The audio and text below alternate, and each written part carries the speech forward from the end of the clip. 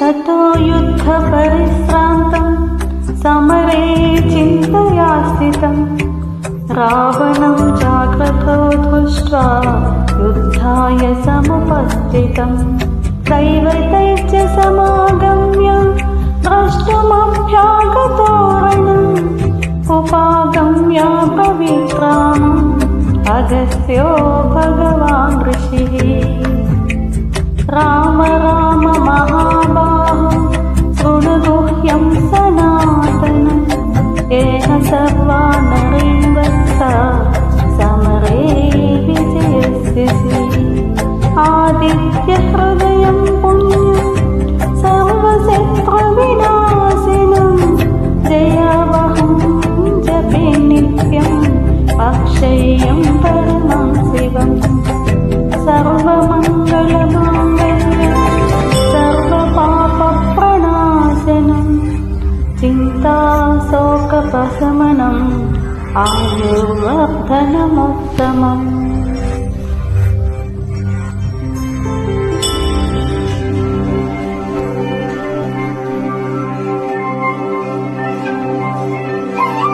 रश्मिमन्तं समुद्यन्तं देवासुरनमस्कृतं पूजयस्य विवस्वन्तं भास्करं भुवनेश्वरं सर्वदेवात्मको ह्येषः तेजस्वी रश्मिभावनः एष देवासुरगणान् लोकान् पातिकभस्तिभिः एष ब्रह्मा च विष्णुश्च शिवस्कन्दप्रजापतिः महेन्द्रो जनतः कालो यमः सोमो व्यपापतिः पितरो वसवः साध्य अश्विनो मरुतो मनुः वायुर्वह्निकजा प्राणः ऋतुकर्ता प्रभाकरः आदित्यसहिता सूर्यः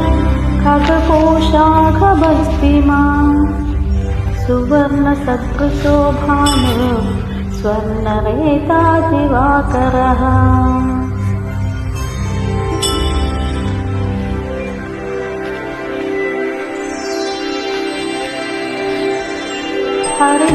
हरिदस्वसहस्राब्जी सप्तसप्ते मरीचिमान् तिमिरोन्मदनसिन्धु स्पष्टा मार्ताण्डांशुमान् हिरण्यगर्भस्तिशिरस्तपनो भास्करो रविः अग्निगर्भोदिते पुत्रा शङ्खशिखरनाशिनः व्योमनाथस्तमो भेदे ऋग्यजुस्सामपारगः घनवृष्टिरपामित्रो विञ्जवीतिप्लवङ्गमः आतपी मण्डले मृत्युः पिङ्गलः सर्वतापनः कविर्विश्वो महातेजा रक्तसर्वभवोद्भवः नक्षत्रग्रहताराणामधिपो विश्वभावनः तेजसामपि तेजस्वी द्वादशात्मन् नमोऽस्तु ते।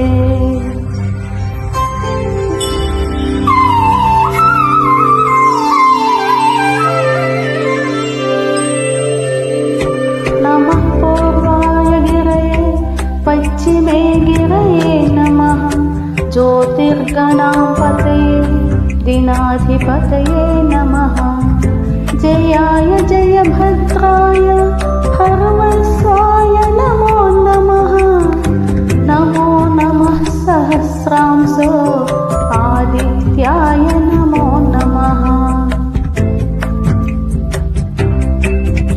नमः उग्राय वीराय सारङ्गाय नमो नमः नमः पद्मप्रबोधाय मार्ताण्डाय नमो नमः ब्रह्मेणाच्युतेशाय सूर्यादित्यवर्चसे भास्वते सर्वभक्षाय रौद्राय वपुषे नमः तमोघ्नाय हिमघ्नाय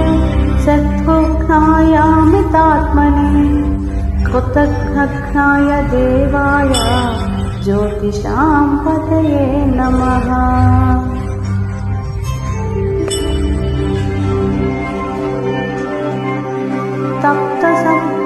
तप्तचामीकराभाय वह्नये विश्वकर्मणे नमस्तमोऽभिनिघ्नाय रचये लोकसाक्षिणे। नासत्येष वैभूतं तदैव सृजति प्रभुः पायत्येष तपत्येष वर्षत्येष गणस्त्रिभिः।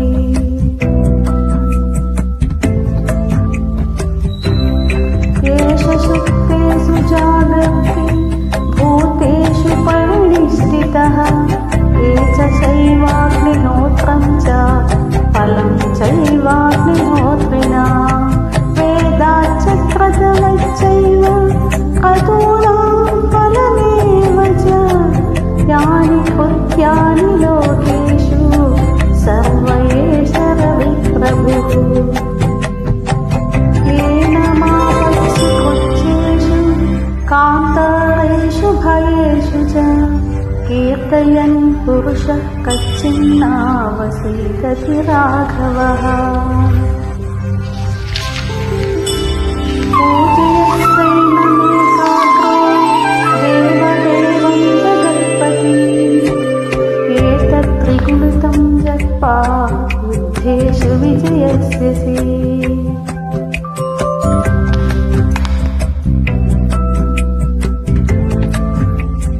अस्मिन् क्षणे महाबाहो रावणं त्ववधिष्यसि। एवमुक्ता तदागस्त्यो जगाम च यथागतम्। एतच्छ्रुत्वा महातेज नष्टशोको भवत्तदा धारयामास सुप्रीतो राघवः प्रयतात्मवान्। आदित्यं प्रेक्ष्य जप्त्वा तु परं हर्षमवाप्तवान् विराजन्यशुचिर्भूत्वा धनुराधार्य वीर्यवान्।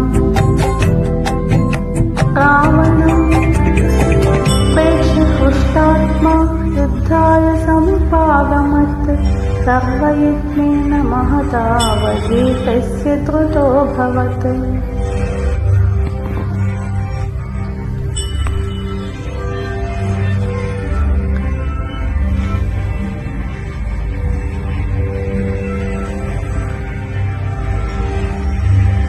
अघरवीरवदनिरीक्ष्य रामम् उदितमनाः परमं प्रहृष्यमाणः विसिचरपतिसंक्षयं विदित्वा सुरगणमध्यगतो चिस्वरीः।